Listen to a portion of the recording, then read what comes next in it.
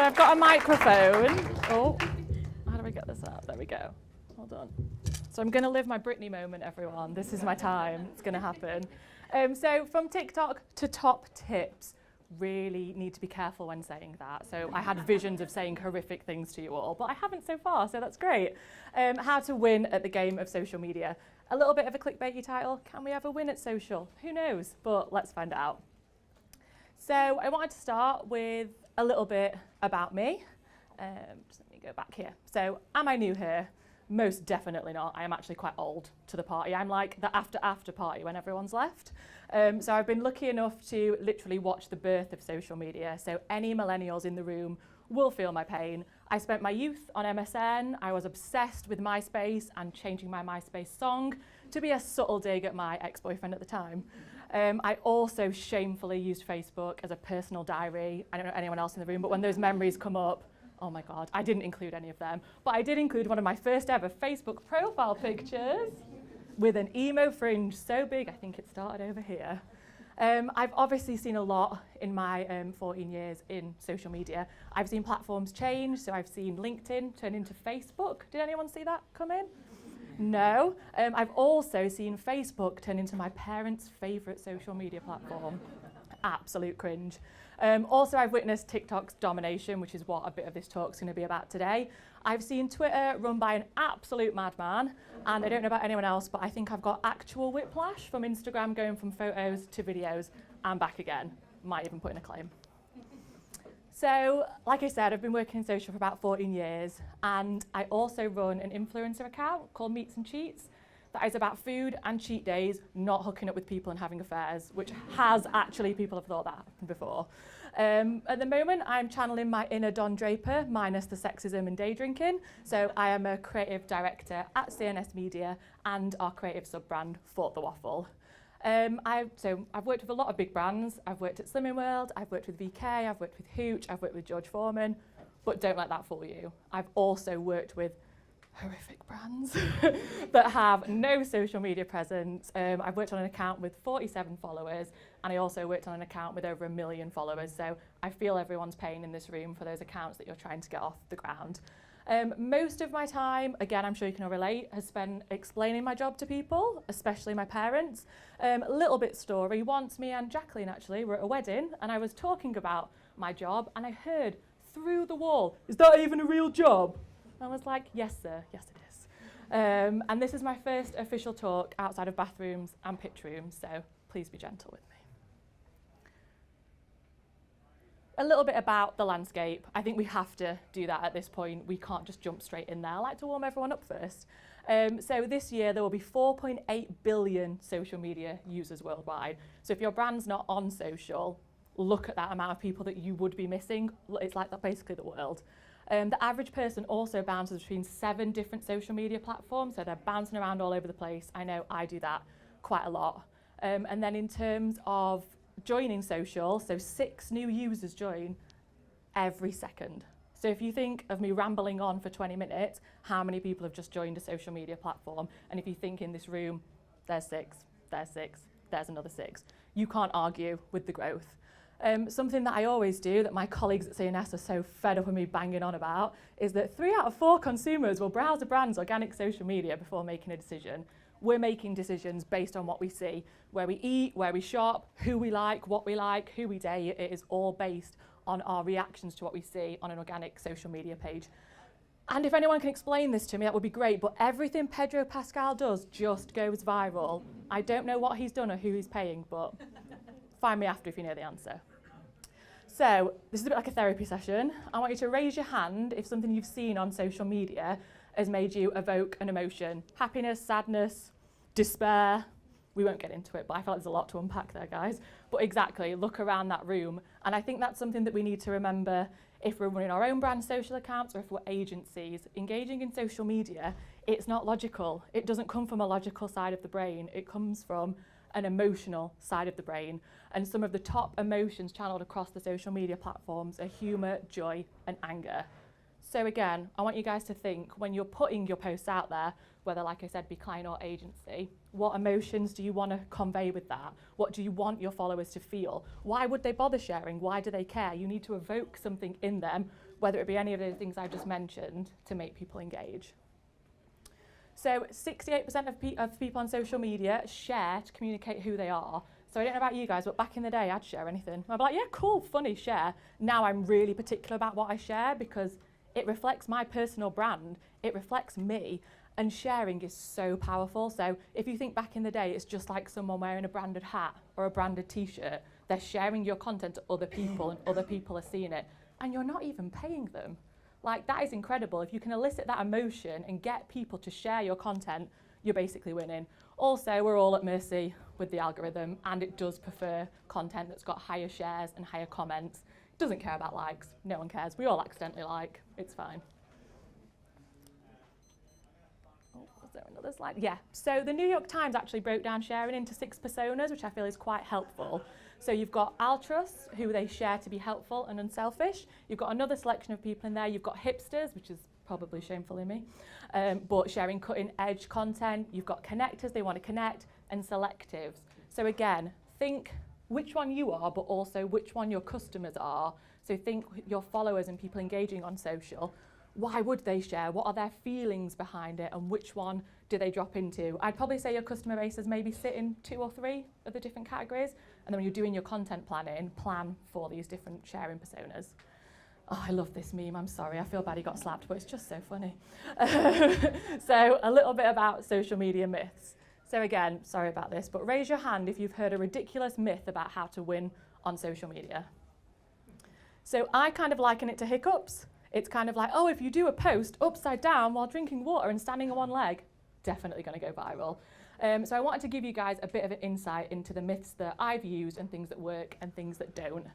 So one of the big ones is never reply to comments with emojis. And I'm kind of okay with that because you've got to think comments elicit comments. So if you're starting a conversation, then you're getting more comments and then your content is going to be shown to more people. If someone wrote a beautiful, profound comment on your brand's social media page and you just were like, aubergine, like what is that? That doesn't mean anything to them. They want a comment, they want a conversation out of you. You need to be on every single social media platform. Does anyone have the time to be on every social media platform? Or just the mental capacity? So you don't. I'd say go where your customers are, try and just follow them, do quality content over quantity.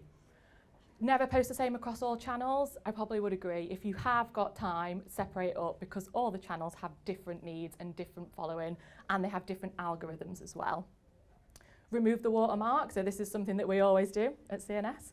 And you've got, so the actually owner of Instagram confirmed that if you post a TikTok on Instagram with the TikTok watermark, so close to saying bad words, it will be deprioritized and that content will not be seen as it would be if you'd removed it. There's some really great apps out there and lots of free things you can use to just remove that. So what's not worked for me? You should post and ghost. I hate this saying, and I kind of always say, well, I bet some of you maybe would, Clem. Would you walk into a room and start a conversation and then leave? Would anyone do that? Probably. Yes, I knew you would. But you wouldn't. So why would you post and then leave the platform completely? That's what I liken it to. You want to stay. You want engagement. There's so many myths about Hootsuite, scheduling tools. Oh, they'll deprioritize your content. Again, never seen that happen. I've had no proof of that. Certain platforms prefer certain devices. Now we've got to have different devices for all the different platforms. Again, there's no time and there's no proof. You need to post every single day to get growth. I have seen people post more frequently and it does help them, but every single day you're not going to be doing your A game. You're going to be posting anything. You're going to be like, oh, #tree. It's probably not going to work. So, hold on, let me get back to I think this is my TikTok slide. What? Oh, wait. Oh my God, no, it's gone too far. Here we go, TikTok. So we can't not talk about TikTok, although I would love to just bury my head in the sand and pretend it doesn't exist, but it very much exists. So again, I want you to raise your hand if you've sung out loud or had in your head a song that correlates to one of these images. So I don't think I'll ever say, oh, it's me, again, without being like, I'm the problem. And I am the problem, so I'm quite okay with that. I don't think I'll ever look at this kid's face and think, It's gone. yes, that was not planned, I swear. And I don't think I'll ever be able to drink a margarita again and look someone in the eye. Darkness, not the one. And obviously the cheese tax. Who thought those two words went together would make a great song? But it does. And again, so a lot of people talk about where trends come from on TikTok. Everyone's like, what's going to be the latest trend? What's going to happen? How do I get ahead of it? The good news is you can a bit. The bad news is you can't really. So a lot of TikTok trends come from pop culture, obviously the Kardashians, but you might have noticed that a lot of the Pedro Pascal stuff has come from a lot of YouTube shows. So Snack Wars in particular is one of the shows that a lot of the, and Hot Ones is a lot of the ones that the Paul Rudd, Pedro Pascal, all those ones have come from. And I've been watching those for a long time, so I'm really happy that other people are watching. One of the things that I want to show you, but I'm not sure if we can do it, so I'm gonna, oh wait, it's playing. Here we go. So this is Ryan Gosling. He went on Snack Wars recently, and he ate all his Snack Wars inside his jacket. And do you know what he said why? I don't want to be a GIF factory. And that is insane. Like, we think that social impacts our day, but TikTok impacts Ryan Gosling's day. Like, he daren't even eat on camera because he's so worried what TikTok and the internet will do to him. Just a side note, I am the opposite. If anyone would like to turn me into a GIF, I'm available. And if you want to see me eating on camera, follow Meats and Cheats, because that's basically what I do. But again, it just resonates our culture. It goes to show that we don't just care about it. Everyone cares about it. It impacts what we do, what we say, how we even talk to each other. We talk to each other using TikTok songs and TikTok language. We talk about what's trending. It's just embedded our culture so much. And that's just some more Ryan Gosling because, you know, it's Ryan Gosling. Although that kind of put me off him. I was like, oh, come on, if you can't even eat on camera, not the one for me. A little bit around the categories on TikTok. So as you can imagine, entertainment is booming. Entertainment's the biggest one. So when you're planning your TikTok content, most people, 444.3 million, go to that platform to be entertained. So try and think of your content when you're planning it. How am I going to entertain people? That's what people are on the platform for. And then obviously you've got dance, which is massive. I'm not going to do a TikTok dance there. It's embarrassing. I've tried. And pranks. And then it goes quite down to like outdoors and pets. So TikTok has an engagement rate that literally I could only dream of in my wildest dreams. A 7.11 engagement rate. I don't know about anyone else. If anyone's had an engagement rate that high, please raise your hand and work for me. No, okay. It's insane. And a lot of stuff around TikTok is the FYP page, so the For You page. How do you get on that page? And it's unique for every single person in this room. Every single person will log on their TikTok feed and see something totally different. Also, apparently it never ends. Apparently you cannot complete TikTok. Again, holler at me if you have, but don't spend your working time doing it. But it's so unique, and it's so basically, how do you get on that page? So we need to find out. So it's claimed that TikTok uses over 200 different metrics to serve you stuff on your FYP page. What they've confirmed it's based on is accounts you follow, videos you've watched and added to your favourites, comments you've left, your gender and age, your device type, and your location and language, and all that other weird secret stuff that I can't reveal. But this is what it doesn't be based on. Followers, FYP hashtags apparently don't help you get on the FYP page. Controversial, I know. Whether you've had previous high-performing videos. So my top tips for TikTok, again, hard to say. Number one, create a blank TikTok account. So create a completely separate blank account. Don't follow, don't engage, and it'll give you a really great non-biased insight into what people are looking for. Remember that that platform is tailored to everyone in this room. I definitely suggest you do that. Also, unlike me, people tend to get to the point quite quickly on TikTok. So in the first, I think it was the first 3 seconds. So you want to grab people, you want to capture them. And obviously jumping on trending audios. For example, if there was a trending audio for this room, it would probably be Nelly, Hot in Here, because I think it's pretty warm. But jumping on those trending audios and jumping on that bandwagon is always great. And I know you'll probably think TikTok's not for me. I'm scared of it. My brand can't be on TikTok.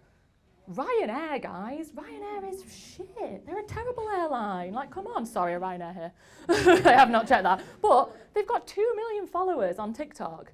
And on the tools, you've got Crocs and you've got Duolingo, which is a translation app, 6.7 million followers. So if you think it's not for you, it potentially could be. Right, I haven't got long left, so I'm going to have to speed through this. This is my last bit. So here's 6 key lessons I've learned from the world of social. So one size doesn't fit all. It's okay to be a not on every platform. Create content based on your audience. Create content for who they are. If they're like you, who you are. You've got to create stuff that resonates with them and use your time wisely. I'd say one of my biggest things is ignorance isn't bliss. So listen to what people are saying on social. Read your comments. Is it negative? Maybe. For example, we recently worked with Jamshed Wines. We did some audience sentiment analysis on the taste of their wine. How do you think that went down? You know. I saw your eyes then. You were like, it went down. So everyone was like, tastes terrible. Someone actually said the best way to have a glass of Jamshed is to replace it with better wine. We were like, shit, what are we going to do? What's going to happen? And then we're like, you know what? We're going to lean into it. So this audio won't play, but basically we did inspiration from mean tweets. So we read out all the mean reviews and replied to them. For example, one of the mean reviews is, this stuff is rank. And then we replied with, did you mean ranking the most delicious wine? Play, lean into it, and let the best brands in the world do it. Aldi gets sued every day, basically. But they lean into that content. They make it fun and playful. It doesn't have to be a scary place. Lean into what people are saying on social. Make fun of it. And honestly, so this post, I think, was on 130,000 views the last time I checked. It's the top performing post that Jamshed have ever done on their Instagram because it's real. And that leads me on to my next bit. So people like people. Like I think a lot of people spoke about today, authenticity. They want to know who they are. They want to relate to you. They like people that look like your customers as well. So think, what do my customers look like? Where would they shop? What would they wear? And then reflect that on your social media channels. Keep a blank space, in the words of Tay-Tay. We don't know what's going to happen. For example, Will Smith might slap someone again tomorrow. Please God, the memes. But keep that space open, then you can be reactive, you can make memes, you can do reactive content. At CNS, we've got some really high-performing TikToks that have got 250,000 views. They were done with about 5 minutes. And then the ones we spend hours curating don't get the views. And again, like I said, memes. So 1 million memes are shared on Instagram every day. Canva, so easy to make memes. You can just get out a meme within 5 minutes. It's playful, it's fun, it's engaging. And then my final one, my surname is Jackson, so what a relevant gift, is keeping it real. Build trust and be authentic. So at the start of this presentation, I didn't open with, I'm Leala and I've done this. I was like, here's my first ever Facebook profile photo. I spent a lot of time on MSN. I'm embarrassed by that. I have terrible Facebook statuses from the past. Like, I gave you guys a bit of me. I shared something personal with you guys because I wanted a connection and I wanted you to trust me and think, oh, she's not an absolute idiot. And that's what you need to do on organic social. I always say your paid marketing, your shop front, your shiny jazz, organic social is behind the curtain. It's who you are as a company. If you've got Dave who's worked in accounts for 50 odd years, get Dave on the Instagram. People care about people and they want to see behind the scenes. And that is about it. So if you want to connect with me, here is a QR code. A second. Oh, it's gone. Oh wait, hold on. There we go. QR code, or you can get in touch with me via Meets and Cheats, which is the foodie page, or the CNS website, or the Fork the Waffle website, or you can follow me to the toilet and shower me through a wall. Thank you.